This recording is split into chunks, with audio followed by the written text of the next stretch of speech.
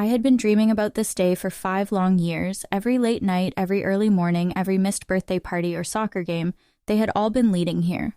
The auditorium buzzed with the energy of accomplishment. Proud parents carried bouquets, children held handmade signs, and spouses waved eagerly as graduates filed in. The smell of fresh flowers mixed with the faint tang of polished wood floors, the sound of names being read one by one rolling through the room like a tide. I scanned the crowd, searching for my people, my anchor. I'd secured 6 precious tickets months ago, 1 each for my husband Nathan, our children Ethan and Sophia, my mother, my father, and my sister Melissa. I imagined them in their seats, waving, beaming, maybe even crying. That thought had gotten me through the countless nights I studied until 2 a.m., the weekends I spent hunched over textbooks while everyone else was laughing in the backyard. But when my eyes landed on the section where they should have been, my breath caught in my throat. There they were, 5 pristine, untouched seats. The reserved signs I had printed and taped onto the backs flapped slightly from the air conditioning. No Nathan, no kids, no parents, no Melissa, just emptiness, sharp and cold. I blinked hard, convinced I must have overlooked them. Maybe they were running late, stuck in traffic, parking the car. I told myself not to panic. Surely they'd sweep in any second, apologizing, slipping into their seats with embarrassed smiles. The name before mine was called. The graduate strode across the stage, greeted by cheers so loud I almost had to cover my ears. A family stood, clapping furiously, snapping photos. My turn was next. Alicia Marie Williams, Master of Business Administration, with honors. My legs moved on autopilot. Across the stage, I forced my head high, my smile polite, the dean's aim. And shake was firm, the diploma case crisp in my hands. The applause was polite. Identical to the applause for every other graduate whose name meant nothing to the strangers clapping. No wave from Nathan, no grin from Ethan, no teary smile from Sophia, not even my mother's dignified little clap. The moment I had built up in my mind for years, a shared triumph,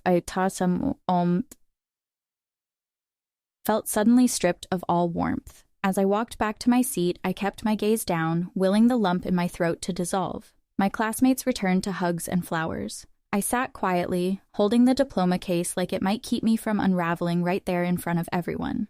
When the ceremony ended, the sea of graduates spilled out into the sunshine. Families reunited in loud, joyful bursts. "We're so proud of you. Let's take a picture. You did it."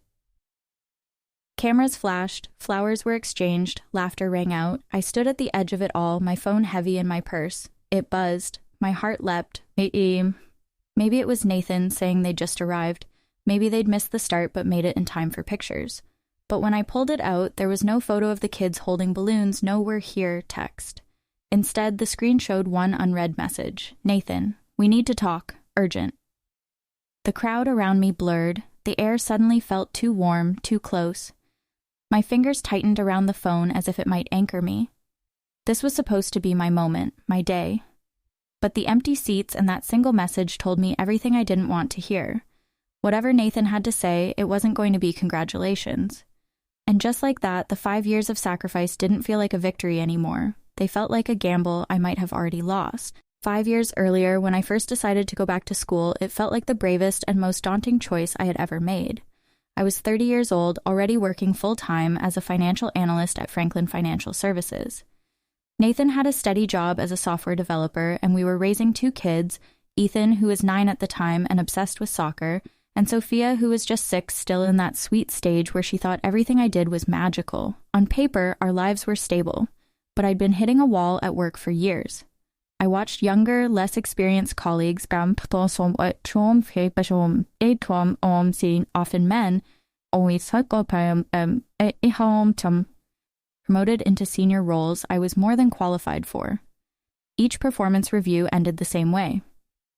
"You're doing great, Alicia, but without a master's degree, it's hard to justify a leadership position." The first couple of times, I swallowed my frustration. By the 3rd time, it felt like a slap. I knew if I didn't take action, I'd be stuck in the same role until retirement. So, I enrolled in an MBA program at the university across town, designed for working professionals. Classes ran 3 nights a week, 600 to 900 p.m., with enough reading and assignments to consume most weekends. The advisor warned me it would be a marathon, not a sprint. 5 years if I took the maximum course load I could manage while working. I nodded, thinking I understood what that meant. I didn't. My days became relentless. I woke up at 5:30 a.m. to make breakfast and pack lunches, worked a full shift at the office, then raced across town for lectures. I'd come home to find dishes in the sink, laundry in piles, and homework waiting to be checked. Some nights, Nathan picked up the slack. Other nights, his patience wore thin and the tension between us simmered just below the surface. Weekends weren't much better. While other families were at soccer games or birthday parties, I was holed up in the small home office with my laptop and a stack of textbooks. The sound of Ethan complaining, "Mom's always studying," drifted up the stairs more than once. Sophia would slip in sometimes, curling up in the armchair beside me, asking when I'd be done. My answer was always the same. Soon. But soon stretched into years. I told myself it was worth it. Every late night, every family event I skipped was an investment in our future. A bigger salary, a more secure life. Maybe even that Disney World trip the kids begged for every year. I clung to that vision even as my absence became the new normal. My family on the West Coast didn't make things easier. My brother Derek, golden child, never had to fight for attention or approval. He was a successful real estate agent with no kids and plenty of disposable income, always off on some exotic vacation or renovating another property. My parents doted on him, driving hours to help with his projects, but somehow never finding time to visit me unless it fit conveniently into their schedule. Still, I pressed forward. I wrote term papers after everyone else had gone to bed, studied flashcards during lunch breaks, and used vacation days to cram for finals. I missed school plays, family barbecues, and anniversaries. By the final semester, I was running on fumes. But I was so close. When the email came with my graduation date, it felt like a finish line had finally appeared on the horizon. I pictured my kids in the audience, beaming as I crossed the stage, Nathan clapping, my parents, maybe for once, putting me first. That vision kept me moving through the exhaustion. It was going to be my moment, our moment, and I was certain they would be there to see it. Once the graduation date was set, I threw myself into planning it with the same precision I used at work. This wasn't just going to be another formal tie, it was going to be a celebration of every late night, every sacrifice, every moment I'd chosen discipline over comfort. The university had a limit on guest tickets, 6 per graduate. I claimed mine immediately, 1 for Nathan, 1 for each of the kids, 1 for my mom, my dad, and my sister Melissa. I pictured them in the audience all together, the 6 most important people in my life. It felt like a symbolic full circle. Years of effort condensed into that one unified image. I called my parents first. May 15th, I told them, my voice practically humming with anticipation. "It's a Saturday. You'll have plenty of time to drive or fly up." There was a pause before my mom answered. "We'll try our best, sweetie." That vague tone, the one that already sounded like an excuse, pricked at me. But I brushed it aside. Surely they'd make it work. Melissa, on the other hand, was all enthusiasm. "I'm so proud of you, sis," she said instantly, "working full-time, raising 2 kids, and earning a master's degree. You're basically Superwoman. I'll book my flight this week." With attendance seemingly secured, I turned my attention to the celebration afterward. I found a restaurant just a few blocks from campus, Bissimo, a warm and elegant Italian place with great reviews. The private dining room could seat 8 comfortably, and though the reservation came with a hefty deposit, I didn't hesitate. This was once in a lifetime. I also booked a hotel room for my parents downtown using points I'd racked up on business trips. I wanted them to be comfortable, close to the venue, and, in a small, hopeful part of my heart, I wanted them to feel that this trip was about me for once, not Derek. As the day drew closer, I let myself indulge in small luxuries I hadn't touched in years. A new dress, navy blue with delicate lace at the sleeves, that would look perfect under my gown, and beautiful at dinner, hair and makeup appointments, a manicure. I almost felt guilty spending money on myself, but this was the one day I could justify it without hesitation. One evening, as I tried the dress on, Sophia walked into my room. "You look pretty, Mom," she said softly, "like when you and Dad got married in those pictures." My throat tightened at her words. For a moment, I saw myself through her eyes, not just the tired, stretched-thin woman they'd gotten used to, but someone worth admiring. I imagined her and Ethan sitting in the crowd watching me walk across that stage. I imagined Nathan, maybe even proud enough to post about it, telling his friends what his wife had achieved. For weeks, everything seemed on track. The tickets were claimed, the dinner was booked, and the final assignments for my degree were nearly complete. I'd even started sleeping better, the crushing weight of deadlines beginning to lift. It felt like a picture coming into focus, the ending I deserved after years of grinding forward. I didn't know yet that the perfect plan was already splintering, that cracks had begun forming behind the scenes. I didn't know that someone else had already claimed my family's attention for that exact day, and I couldn't have guessed how quickly everything I'd built for that moment would begin to unravel. It was 3 weeks before graduation when the first warning sign appeared. Casual, almost harmless at first, the way a storm sometimes starts with a single thin cloud. Derek called me out of the blue. He does this occasionally, usually when something in his life is going well and he wants an audience. After the polite warm-up questions, "Oh, cool. How's school? How are the kids?" He dropped it casually as if it were nothing. "By the way," he said, "I'm throwing a massive barbecue on May 15th. Got this new outdoor kitchen installed and want to break it in. You guys should come. The kids will love the pool." My stomach sank instantly. "Derek, that's my graduation day." I reminded him, trying to keep my voice even. "I told everyone months ago." There was a pause.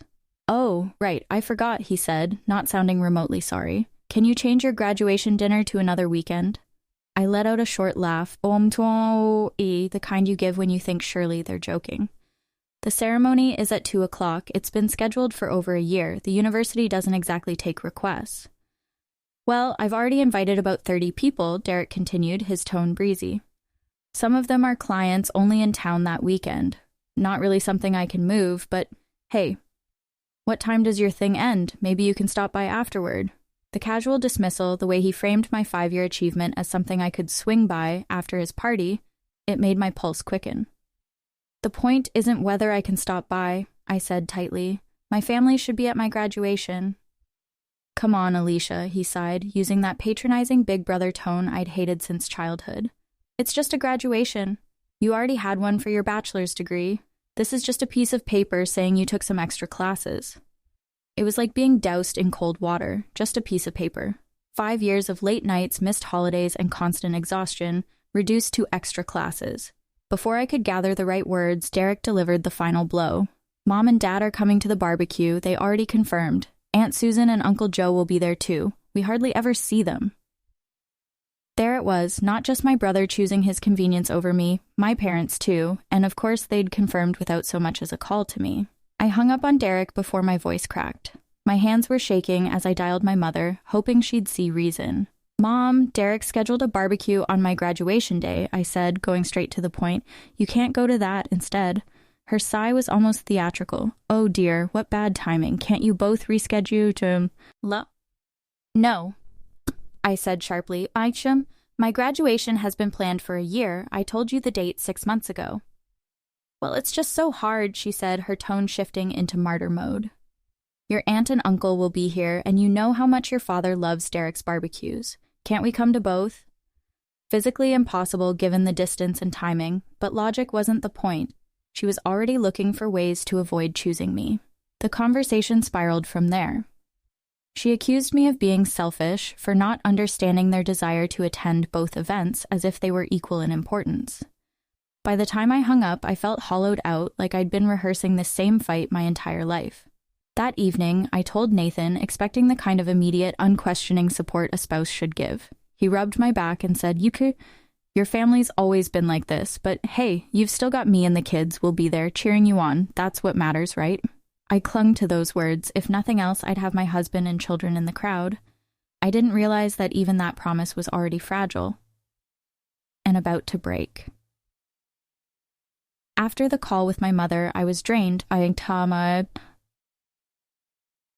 The kind of exhaustion that has nothing to do with lack of sleep and everything to do with realizing you've been handed the same script in life over and over. Nathan must have seen it on my face that night.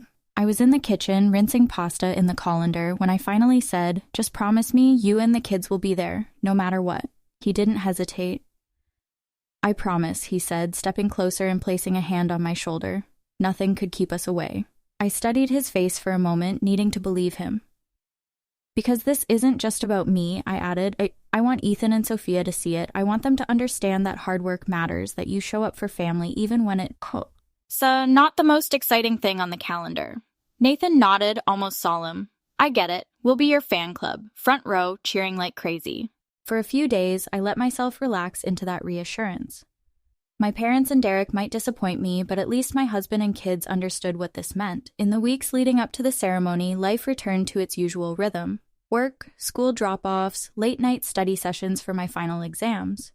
I picked up my cap and gown from the campus bookstore and hung them in our bedroom closet right next to the new navy blue dress. Each time I saw them, it was like a little spark of light in my week. 2 nights before the ceremony, while we were eating dinner, I reminded everyone of the plan. "We'll leave the house by 12:30 so we can park and get seated before the processional starts," I said, glancing at the kids. "It'll be a long ceremony, but afterward we have the dinner reservation. You can both pick anything you want off the menu. No limits." Ethan gave a half smile but said nothing, his attention more on his phone than on me.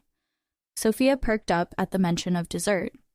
Nathan nodded, chewing thoughtfully, but didn't add much. The day before graduation, I ran through my checklist one last time. Shoes polished, camera charged, hair appointment confirmed. I even picked up a small gift for Melissa, who I'd just learned couldn't make it after all. Her youngest had come down with chickenpox. I understood truly, but her absence left me even more determined to savor the presence of the people who would be there. That night, I made one last attempt to lock in the commitment. As Nathan sat scrolling through his phone on the couch, I said quietly, "Tomorrow's going to be a long day, but it's important to me that we're all together for it. You promised, remember?" He looked up at me then with an expression I couldn't quite read. "I remember," he said simply. "Also, we'll be there." And that was it. No grand gesture, no extra warmth, but I took it as truth, what I didn't know was that by the time I woke up the next morning, that promise would already be broken. Not because of an unavoidable emergency, not because something truly impossible had happened, but because someone decided that more fun outweighed showing up for me. The next time I would hear Nathan's voice, it wouldn't be in a cheer from the audience. It would be over the phone, telling me he was somewhere else entirely. Graduation Eve should have been a day of anticipation, the quiet hum before a long-awaited celebration. Instead, it carried an undercurrent I couldn't quite name, like a faint vibration you can feel through the floor but can't locate the source of. The morning was busy but pleasant enough. I picked up my freshly steamed gown, double-checked the dinner reservation, and laid out my outfit for the next day. I even tried on the navy sheath dress one last time, smoothing the fabric over my hips. Sophia poked her head into the bedroom and grinned. "You look pretty, Mom, like when you and Dad got married." That comment, continent so innocent, brought a sting to my eyes. I smiled, pulling her into a hug, and silently promised myself that tomorrow she'd be there to see me walk across the stage. In the afternoon, I ran a few errands and came home to find Nathan at the kitchen counter, his phone in hand. He'd been texting a lot lately, the rapid-fire tap-tap-tap of his thumbs filling the room. When I asked what he was doing, he said, "Just confirming some things with Derek." I didn't think much of it. Dinner was simple, all pasta, salad, garlic bread. I was stirring sauce when my phone rang. It was my mother. "Alicia," she began, I just wanted to check. Today. Are the kids still coming to Derek's tomorrow?" He's planning games and has a lifeguard for the pool. Sophia and Ethan are on his list." The wooden spoon slipped from my hand and clattered against the stove. "What? No, the kids are coming to my graduation with Nathan." "Oh," she said, sounding almost puzzled. "Well, Derek said Nathan mentioned bringing them. They'd have so much more fun there than sitting through." I turned slowly toward my husband, who was now suddenly very focused on chopping vegetables. "Mom, I need to go," I said into the phone, hanging up before she could say anything else. The silence between us was thick. Finally, I asked, "Why does my mother think you and the kids are going to Derek's barbecue tomorrow?" Nathan kept his eyes on the cutting board. I might have mentioned to Derek that the kids were asking about the party. They heard about the pool and the games from their cousins. And, I pressed, and I told him maybe we'd bring them. I stared at him. Without talking to me first, on the eve of my graduation, he sighed, finally meeting my gaze. Alicia, be reasonable. The ceremony's going to be 3 hours of them sitting still, bored out of their minds. At Derek's, they can run around, swim, have fun. Something inside me snapped. This isn't about fun, Nathan. It's about showing them what it means to show up for family, to be there for someone even when it's not the most exciting thing in the world. They're kids, he countered. Of course they'd pick a pool party over a graduation ceremony. That's why parents decide based on values, I said sharply, not just on what's more fun. The argument escalated quickly. Ethan and Sophia wandered in, drawn by our raised voices, and once they understood what we were fighting about, they both sided with him. Ethan rolled his eyes and muttered something about nerds caring about graduations, while Sophia pleaded, why can't we just go to the party, Mom? By the time the conversation sputtered out, I had no reassurance, no agreement, only a vague, we'll talk about it in the morning from Nathan. That night, I went to bed without dinner, too upset to eat. Nathan slept on the couch. I stared at the ceiling, my graduation gown hanging like a silent witness in the corner. The promise he'd made felt fragile, now paper-thin and fraying. And somewhere deep down, I knew, by morning, it would tear completely. I woke up later than I intended, not because I'd overslept, but because I'd barely slept at all. My mind had been a carousel of replayed arguments and half-formed fears. Still, for a brief, precious moment as I blinked at the ceiling, I forgot about the night before. Today was the day. I reached for Nathan's side of the bed, expecting warmth, maybe the sound of him moving around downstairs. Instead, my hand met cold sheets. The house was unnervingly quiet. No clinking dishes, no cartoon voices from the TV, no sibling squabbles echoing from the hallway. A hollow feeling bloomed in my stomach. I threw on my robe and padded downstairs. That's when I saw it. A folded piece of paper on the kitchen counter sitting next to an empty coffee mug. Took the kids to Derek's early to help set up. We'll try to make it back for your ceremony. Congratulations. Nathan, my hands trembled as I read it. Not even a goodbye, not even an I love you, just logistics and a half promise. I crumpled the note into my fist, tossed it into the trash, and stood there staring at the coffee pot as if it could answer the questions screaming in my head. I'd asked for one thing. One. And he couldn't do it. The clock read 9:30 a.m. My hair appointment was at 10, makeup at 11, graduates were required to arrive by 1. I moved mechanically through the motions, shower, blow dry, coffee, my mind a quiet storm. At the salon, the stylist tried to make small talk, but I wasn't up for it. She eventually fell silent, focusing on curling my hair into soft waves. The makeup artist later did her best to hide the puffiness under my eyes, brushing concealer over the damage of a sleepless night. Back home, I slipped into my dress, zipped up the gown, and adjusted the cap. I looked in the mirror and forced a smile. Ellie snapping a selfie for social media. The caption was neutral, something about hard work paying off, but tagging my family felt almost spiteful. Congratulatory messages began rolling in almost immediately. Coworkers, old friends, distant relatives, everyone but the people who mattered most. At 12:15, I texted Nathan, heading to the ceremony now. Are you still planning to come? 3 dots appeared, then disappeared, then reappeared. Finally, his reply came. Ethan took a bad fall while running around the pool. Nothing serious, but lots of tears. Might be late. Save us seats if you can. Seats didn't work that way. I'd explained it to him more than once. Family seating was general admission. Graduate seating was by name. His save us seats excuse was nothing more than a cushion for what I already suspected. He wasn't coming. I didn't respond. Instead, I grabbed my bag, keys, and diploma case and drove to campus. The parking garage was packed. The lobby buzzed with families taking photos, handing graduates bouquets, hugging and laughing. I kept my eyes on the floor, searching for my assigned spot in the alphabetical lineup. I told myself not to scan the crowd during the ceremony, not to look for familiar faces, but as the music swelled and we processed into the auditorium, my gaze drifted anyway. There were plenty of empty seats in the back rows. One of them might have been meant for Nathan and the kids, but they stayed empty.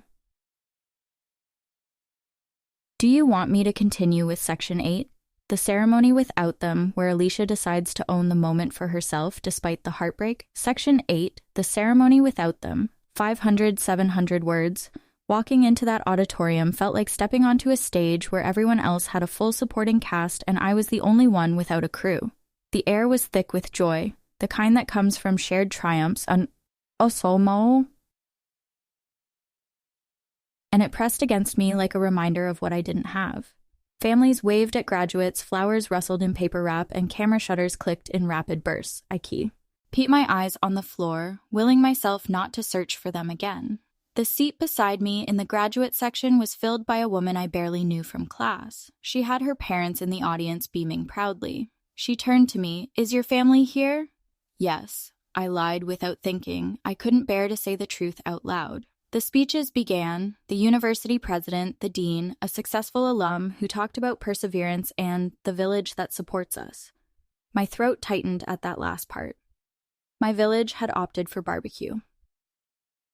When it was time for my department to rise, I stood and walked toward the stage with deliberate steps. In that moment, I made a choice. I wasn't going to let their absence hollow out my accomplishment. This was my moment, and if I didn't stand in it fully, no one else would do it for me. The announcer called my name, Alicia Marie Williams, Master of Business Administration with honors. I crossed the stage, shook the dean's hand, took the diploma case, and moved my tassel from right to left. There was polite applause, the same even hum for every graduate, no distinctive cheers, no camera flashes from my direction. And yet, I felt a flicker of something. Not joy exactly, more like defiance. I earned this. I thought of every late night, every missed soccer game, every flashcard reviewed during lunch breaks. They weren't here to see it, but the work had been real. And I had done it. Back in my seat, the hurt returned in a quieter, colder form. My phone buzzed in my gown pocket with texts from a coworker and my favorite professor, both congratulating me. Not a word from Nathan, not a single "so proud of you" from my parents.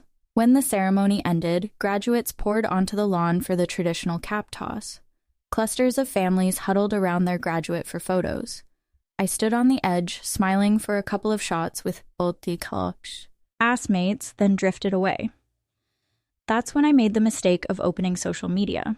Front and center on my feed was Derek's post, a big group around his fire pit, roasting marshmallows, laughing, tagged with my parents, Nathan and both kids. The timestamp was right in the middle of my ceremony. Something inside me cracked. Not a sharp break, but a deep, splintering fracture. My breath came fast, my vision blurred, and I ducked behind the science building where no one would see me. The tears came hard, not the quiet kind, but the kind that make your shoulders shake and your chest ache. The makeup artist's work was ruined in minutes. When I could finally breathe again, I pulled out my phone to call the restaurant and cancel the reservation I'd been so excited about. Before I could finish dialing, my screen lit up with a new text from Nathan. "We need to talk urgently." Right below it, I noticed something else. A notification I'd somehow missed. 45 missed calls from Nathan in the past hour. My heart slammed against my ribs. Something had happened. My stomach dropped so fast I thought I might be sick. 45 missed calls, Nathan's text, the barbecue, the kids. I didn't even think to text back. I hit call and held the phone to my ear, pacing the strip of concrete behind the science building. He answered on the first ring, voice tight and high-pitched. "Alicia, thank God! I've been trying to reach you for over an hour." "What happened?" I demanded, already walking quickly toward the parking garage. "Is everyone okay?" "It's Ethan," he blurted. He was climbing on that ridiculous new water slide Derek installed, showing off for his cousins, and he fell. We're at Memorial Hospital. The doctor thinks his arm is broken. The noise of people laughing and taking photos in the background faded into nothing. My world narrowed to that single sentence. "I'll be right there." "Is he in a lot of pain? How bad is it?" "They gave him something, but he's shaken up."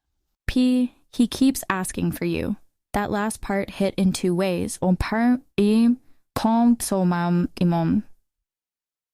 part of me that was his mother wanted nothing more than to be at his side immediately, to hold him, to make it better. The other part, raw and aching, registered the bitter irony. Now suddenly my presence was important. I all but ran to the garage, my heels clattering against the concrete. The drive to Memorial was only 15 minutes, but it felt like an eternity. My gown was crumpled in the passenger seat, the cap tossed in the back. My unopened diploma case sat on the dashboard, a symbol of the day I'd just had, shown. A day hijacked by people who couldn't be bothered to show up for it. When I pulled into the emergency lot, my hands were shaking on the steering wheel. Inside, the receptionist pointed me toward Bay 7. Pulling back the curtain, I froze. Ethan lay on the bed, his right arm in a temporary splint, face tear-stained but calm. Around him stood Nathan, Sophia, my parents, Derek, and a doctor holding up x-rays. All of them turned to look at me, their faces a mix of relief, guilt, and something dangerously close to pity. "Mom," Ethan's voice was small, almost little boyish again. "You came." I was at his side in seconds. "Of course I came, sweetheart. How are you feeling? What happened?" Dr. Ramirez introduced himself, explaining that it was a simple fracture of the radius. Painful, but straightforward. 6 weeks in a cast and he'd be fine. Relief washed over me. It was serious enough to be scary, but not enough to change his life. "He was very brave," my mother added, patting Ethan's leg. "Barely cried at all." I managed a tight smile at her, but it was impossible to ignore the sting. They could all rally for this. They could all be here for him, but 2 hours earlier, none of them could sit through my graduation. Then Derek stepped forward, acting like nothing between us had happened. "Thank you. Oh, and you got here, sis. The little man's been asking for you nonstop." Something about his casual tone, the ease of pretending this was just a normal family gathering, snapped the last thread of my room. "Thank God I got here," I repeated, my voice low but sharp. As opposed to where I was before, graduating alone while my entire family enjoyed a barbecue. The silence that followed was suffocating. Nathan shot me a warning look, silently pleading, "Not now." But I'd swallowed my hurt for 5 years, and now it was spilling out. The beeping of the monitor beside Ethan's bed was the only sound for a few long seconds after my words landed. Everyone seemed frozen, unsure whether to respond or retreat. My father was the first to try. "Alicia, this is hardly the time or place." "When would be a better time, Dad?" I cut in, my voice trembling but clear. "When I'm back to being invisible? When I'm back to being the one who keeps everything running while everyone else gets the applause?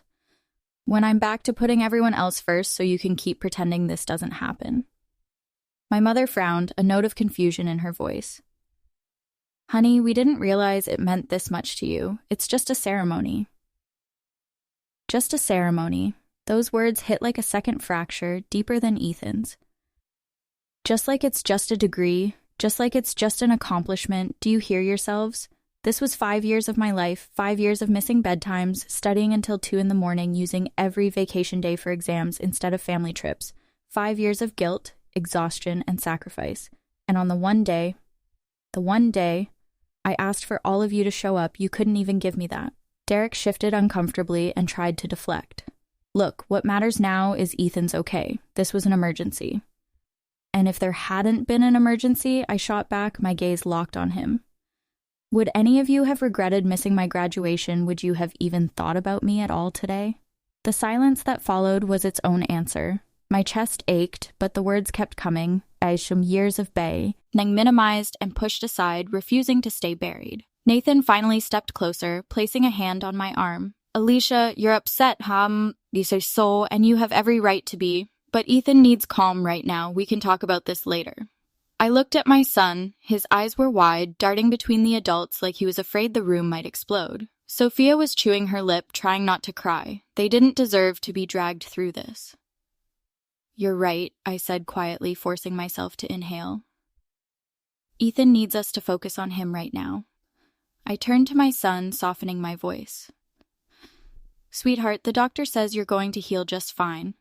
I'll be with you while they get your cast on, okay?" He nodded, leaning slightly toward me. That tiny shift, choosing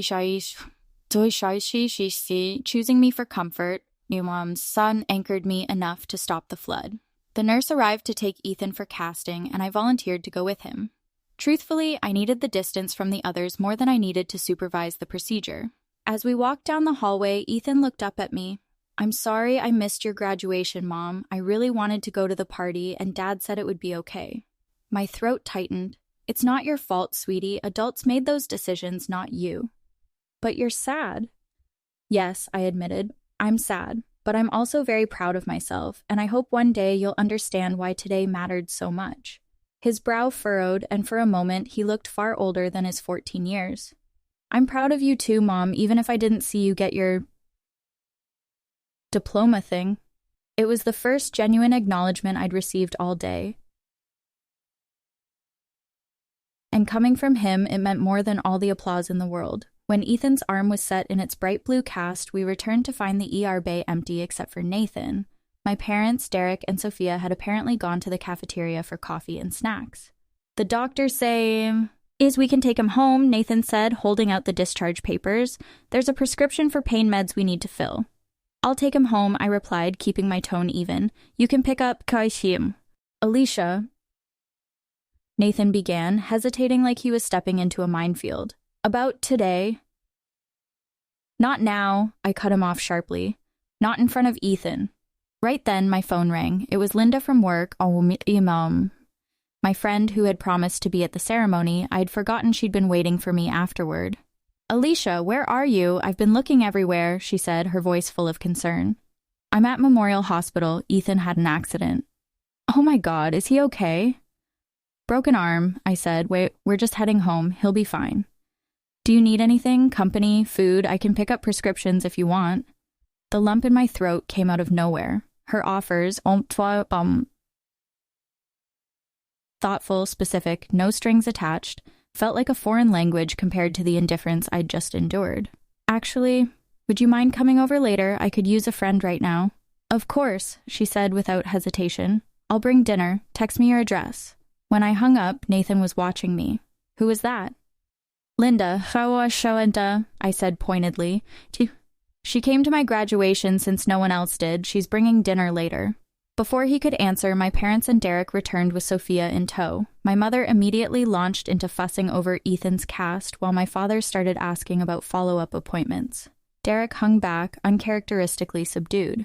We're taking Ethan home now, I said, keeping my voice firm. He needs rest. We'll come with you, my mother said quickly. You'll need help with dinner and getting him settled. No, I replied. I cried more forcefully than I expected. Thank you, but no. Linda is bringing dinner and I can manage my own son. The silence that followed was thick with surprise. But we came all this way, my father protested. We're planning to stay until tomorrow. You can go back to Derek's, I said coolly.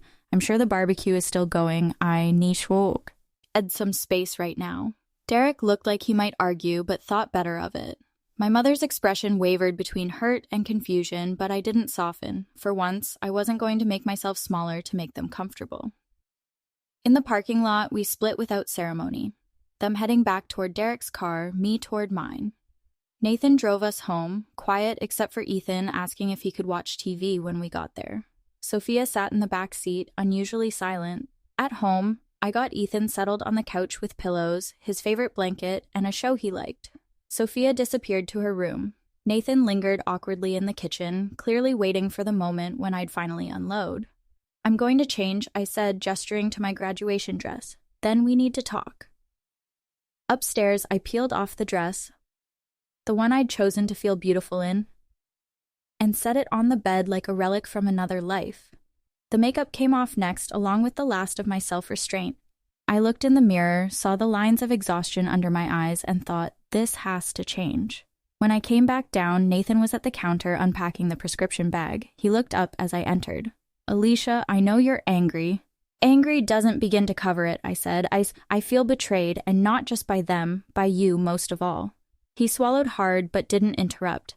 I laid it out plainly. You made a promise to me. You broke it without even talking to me. You chose convenience over respect, and I'm not sure yet what that means for us. For the first time all day, the room went still in a way that felt different. Not just tense, but turning. Nathan's eyes searched mine like he was looking for the right words to stop what was already set in motion. I'm not saying I'm leaving for good, I told him, keeping my voice low so the kids wouldn't overhear. But I need space. Time. To think about whether I can keep living like this, wondering if the people I love most actually value me. His jaw tightened. Alicia, be reasonable. Ethan just broke his arm. He needs his mother. Ethan has a father who seems perfectly capable of making decisions without me, I said, sharper than I intended. He'll be fine for a few days with you in charge. I'll check in every day and I'll come back if there's any complication, but right now I need quiet. Nathan looked like he wanted to argue, but realized he had no ground to stand on. When will you leave? After Linda brings dinner and I explain things to the kids, I'll pack tonight and go in the morning. As if on cue, the doorbell rang. Linda stepped inside carrying grocery bags and a warm, reassuring smile. Brought dinner, she announced, setting everything on the counter. Then she pulled out a wrapped package. And this, also, a graduation gift from all of us at work. Inside was a sleek leather portfolio embossed with my initials. Tucked into it was a card covered in handwritten notes from my colleagues, every one of them congratulating me on my achievement. Her simple gesture cracked something open in me. I hugged her tightly, blinking back tears. Thank you, you have no idea how much this means. We ate together, me, the kids, Nathan, and Linda. But for once, the conversation wasn't about avoiding tension. The kids laughed at Linda's stories from the office, Nathan stayed quiet, and I felt the faintest spark of relief that someone was in my corner. After dinner, Linda helped clear the table while I sat the kids down in the living room. Ethan, propped on pillows, still looked pale but alert. Sophia perched on the arm of the couch, watching me. I'm going to stay at a hotel for a few days, I began. This isn't because of your accident, Ethan. It's because I need some quiet time to think. Sophia's brow furrowed. Is this because we didn't come to your graduation? Partly, I admitted. It hurt me a lot, but this is also about me needing to figure out what I want going forward. It's not a punishment, Foz. Or anyone, it's just something I need to do. To my surprise, neither of them argued. Maybe they sensed how deep my hurt went. Maybe they were just tired. They both hugged me longer than usual before heading upstairs for bed. That night, I packed a small suitcase with clothes, toiletries, and my laptop. I barely slept. In the morning, I loaded my bag into the car while the house was still quiet. Nathan stood in the doorway, arms crossed, saying nothing. I didn't look back. The hotel was downtown, the same one I'd booked for my parents before they chose Derek's barbecue over my ceremony. The irony wasn't lost on me. When I opened the door to my room, the stillness was immediate. No dishes in the sink, no laundry pile, no noise. Just a made bed and my own breathing. I set my suitcase down, sat on the edge of the bed, and let the quiet wrap around me. For the first time in years, I wasn't thinking about what everyone else needed. I was thinking about me. What I deserved, what I would no longer tolerate, and what it might take to rebuild trust in my own home. And for the first time since I'd walked across that stage, I felt like I had control of the next chapter. Ethan has a father who seems perfectly capable of making decisions without me, I said, sharper than I intended. He'll be fine for a few days with you in charge. I'll check in every day and I'll come back if there's any complication, but right now I need quiet.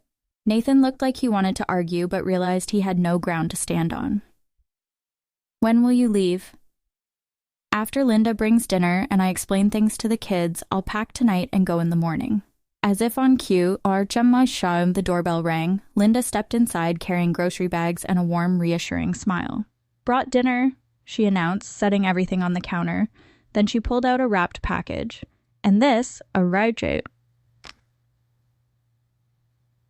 graduation gift from all of us at work. Inside was a sleek leather portfolio embossed with my initials. Tucked into it was a card covered in handwritten notes from my colleagues, every one of them congratulating me.